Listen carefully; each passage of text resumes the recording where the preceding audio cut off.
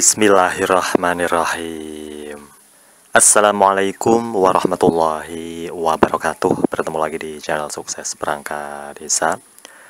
Sebelum kita lanjut, tak lupa saya ucapkan salam sejahtera buat Bapak Ibu di seluruh Nusantara. Saya doakan semoga selalu dalam keadaan sehat walafiat, selalu bisa menjalankan rutinitas setiap hari, dan tentunya selalu dalam lindungan Allah. Amin. Baik, di video kali ini ya ada request dari banyak teman-teman kita ya, Bapak Ibu semua di seluruh Nusantara, terkait dengan materi soal pretest PPG 2023. Di sini nanti ada 50 soal ujian ya, latihan soal ujian buat Bapak Ibu referensi materi ya. Dan jika Bapak Ibu minat ya, nanti bisa gabung di Telegram channel, linknya ada di deskripsi video. Nanti Bapak Ibu bisa mendapatkan PDF secara gratis ya. Ada 50 soal beserta jawaban. Mohon support dan dukungannya ya untuk subscribe, like, komen, dan share. Sebelum dan sesudahnya saya ucapkan banyak terima kasih. Baik, langsung saja untuk mengefisienkan waktu ya. Di sini kita mau membahas tentang soal pretest PPG 2023 ya, untuk prediksi seleksi akademik pretest PPG 2023, yaitu gratis PDF bagian yang pertama ya. Baik, langsung saja nomor 1. Seorang siswa diminta untuk mengidentifikasi masalah yang mereka hadapi, lalu masalah itu didiskusikan dalam kelompok untuk mendapatkan solusinya. Ilustrasi ini berkaitan dengan perkembangan A. Kemampuan kognitif, B. Kemampuan interaksional, C. Kemampuan integrasi diri, D. Kemampuan komunikatif. Seorang siswa diminta untuk mengidentifikasi ya. Jawabannya adalah iya, betul. A. Kemampuan kognitif ya. Berikutnya nomor 2. Pernyataan berikut yang menjelaskan makna istilah kognitif adalah A. Kemampuan berkomunikasi, B. Kemampuan untuk memecahkan masalah, C. Kemampuan berinteraksi, D. Kemampuan untuk mengintegrasikan diri. Makna istilah kognitif, jawaban yang tepat adalah iya, B. Kemampuan untuk memecahkan masalah. Berikutnya nomor 3. Kemampuan berpikir untuk mengoperasikan kaidah-kaidah logika, tapi masih terkait dengan objek-objek bersifat konkret, merupakan ciri-ciri kemampuan anak berusia A. 0 sampai 22 tahun, B. 2 tahun sampai 7 tahun, C. 7 tahun sampai 11 atau 12 tahun, D. 11 atau 12 tahun sampai 14 atau 15 tahun. Jawaban yang tepat ya, di sini sudah ada jawabannya, yaitu C ya, 7 sampai 11 atau 12 tahun ya. Kemampuan berpikir ya, untuk mengoperasikan kaidah-kaidah logika tapi masih terkait dengan objek-objek bersifat konkret ya. Jadi di sini adalah ciri-ciri kemampuan anak ya, ciri-ciri kemampuan anak berusia 7 sampai 11 atau 12 tahun. Jawaban C ya. Berikutnya nomor 4. Menggunakan potongan sapu lidi, kelereng, glob, gambar-gambar yang menyangkut pembelajaran IPA serta IPS sebagai media ya, adalah sesuai dengan tahapan perkembangan berpikir anak yang dikenal sebagai tahapan A. Anak memahami bilangan dan angka tetapi masih terkait dengan objek bersifat konkret atau operasional konkret. B. Pengamatan dan penginderaan yang intensif terhadap lingkungannya atau sensomotor. C. Dominasi pengamatan bersifat egosentris. D. Kemampuan mengoperasikan kaidah logika yang tidak terikat lagi dengan objek yang bersifat konkret atau operasional formal. Jawabannya, coba jawabannya apa?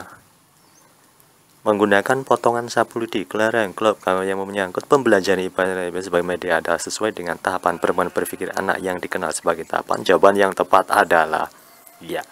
A. Anak memahami bilangan dan angka tetapi masih terkait dengan objek bersifat konkret atau operasional konkret. Berikutnya nomor 5. Kemampuan peserta didik untuk membina hubungan dan kemampuan memotivasi diri termasuk kecerdasan.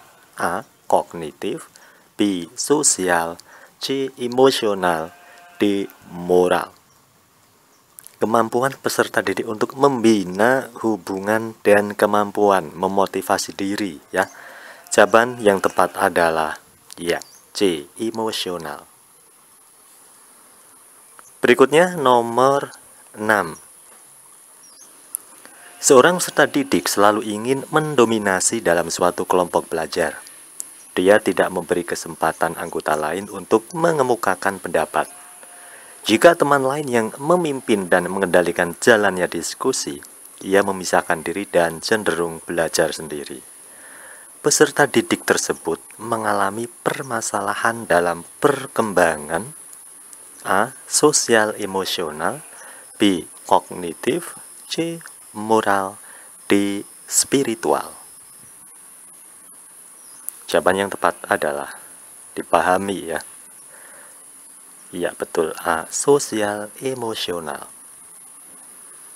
Nomor 7. Peserta didik telah memiliki moralitas benar-benar diinternalisasikan dan tidak didasarkan pada standar-standar orang lain. Dia mengenal tindakan moral alternatif, menjajaki pilihan-pilihan, dan kemudian memutuskan berdasarkan suatu kode moral pribadi. Hal ini merupakan contoh perilaku moral spiritual pada tahapan A. Sosial emosional, B. Kognitif, C. Moral, D. Spiritual. Jawabannya adalah ya, A. Sosial emosional. Mohon maaf ya jika ada soal dan jawaban yang kurang tepat bahkan salah. Mohon Bapak Ibu tinggalin komentar di kolom komentar, ya. Berikutnya nomor 7. Peserta didik telah memiliki moralitas benar-benar diinternalisasikan dan tidak, ini yang barusan ya kalimatnya, dan hal ini merupakan contoh perilaku moral spiritual pada tahapan A. Penalaran pasca konvensional, B. Penalaran konvensional, C. Penalaran prakonvensional, D. Penalaran interkonvensional. Jawabannya adalah ya, A. Penalaran pasca konvensional. Nomor 8. Individu memandang apa yang diharapkan oleh keluarga, kelompok, masyarakat dan bangsa, serta setia mendukung aturan sosial, bukan hanya untuk ketenangan tetapi disadari sebagai sesuatu yang berharga. Pernyataan tersebut merupakan tahapan perkembangan moral. A. Prakonvensional, B. Konvensional, C. Pasca konvensional, D. Interkonvensional. Jawabannya adalah ya betul, C. Pasca konvensional. Nomor 9. Memaksimalkan kegiatan ekstrakurikuler, melakukan rekreasi dengan guru, dan melakukan kegiatan informal lainnya memiliki fungsi untuk mengatasi kesulitan belajar dalam hal A. Mengembangkan gagasan, B. Mengaktualisasikan diri, C. Menjalin hubungan yang baik, D. Memformulasikan tindakan. Jawaban yang tepat adalah iya, betul, C. Berikutnya nomor 10. Seorang peserta didik merasa kurang bersemangat pada jam usai pembelajaran. Dia bahkan lebih senang tinggal di sekolah sampai sore. Petugas kebersihan sekolah sampai menyuruhnya pulang karena matahari hampir tenggelam. Peserta didik tersebut dicurigai memiliki hambatan pengembangan potensi berupa faktor A. Intelijensi dan kognitif, B. Budaya dan pembiasaan, C. Keluarga dan lingkungan masyarakat, D. Emosional dan kepribadian. Jawabannya adalah iya betul, C. Keluarga dan lingkungan masyarakat. Nomor 11. Seorang peserta didik mampu mendengarkan informasi yang disampaikan oleh guru, tetapi pada saat ditanya, ia tidak mengerti apa yang ia dengar. Peserta didik tersebut mengalami kesulitan atau gangguan belajar dalam hal A. Kesulitan akademis, B. Gangguan simbolik, C. Gangguan non-simbolik, D. Gangguan sosial.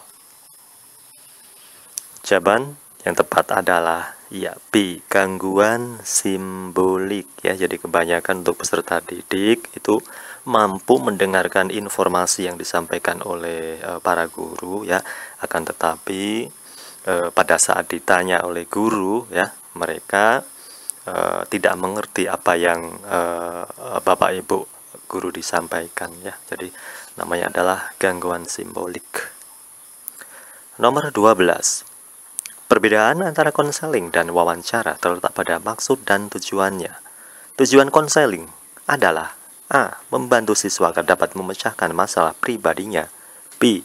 Membantu siswa agar dapat melakukan penyesuaian diri dengan lingkungannya, C. Membantu siswa agar dapat mengatasi kesulitan belajar, D. Membantu siswa agar memperoleh informasi tertentu. Jawaban yang tepat adalah iya, C. Membantu siswa agar dapat mengatasi kesulitan belajar. Berikutnya nomor 13. Teori ini memandang belajar sebagai hasil dari pembentukan hubungan antara rangsangan dari luar atau stimulus dan balasan dari siswa, respons, yang dapat diamati. Semakin sering hubungan bond antara rangsangan dan balasan terjadi, maka akan semakin kuatlah hubungan keduanya atau sering disebut dengan law of exercise. Teori belajar yang dimaksud adalah A. Behaviorisme, B. Humanistik, C. Cybernetik, D. Konstruktivisme. Bapak Ibu bisa pahami ya pertanyaannya ya. Jawaban yang tepat adalah iya A. Behaviorisme ya. Nomor 14. Di dalam proses pembelajaran, para siswa dihadapkan dengan situasi di mana ia bebas untuk mengumpulkan data, membuat dugaan atau hipotesis, mencoba-coba atau trial and error, mencari dan menemukan keteraturan atau pola, menggeneralisasi atau menyusun rumus beserta bentuk umum, membuktikan benar tidaknya dugaannya itu. Hal ini merupakan penerapan teori belajar A. Cybernetik, B. Humanistik, C. Behaviorisme, D. Konstruktivisme. Jawaban yang tepat adalah iya, D. Konstruktivisme. Nomor 15. Menurut teori ini, peranan guru dalam pembelajaran adalah sebagai fasilitator, motivator, dan memberikan kesadaran mengenai makna kehidupan pada siswa. Teori belajar ini berusaha memahami perilaku belajar dari sudut pandang pelakunya, bukan dari sudut pandang pengamatnya. Teori belajar ini adalah A. Humanistik, B. Konstruktivisme, C. Kognitivisme, D. Nativisme.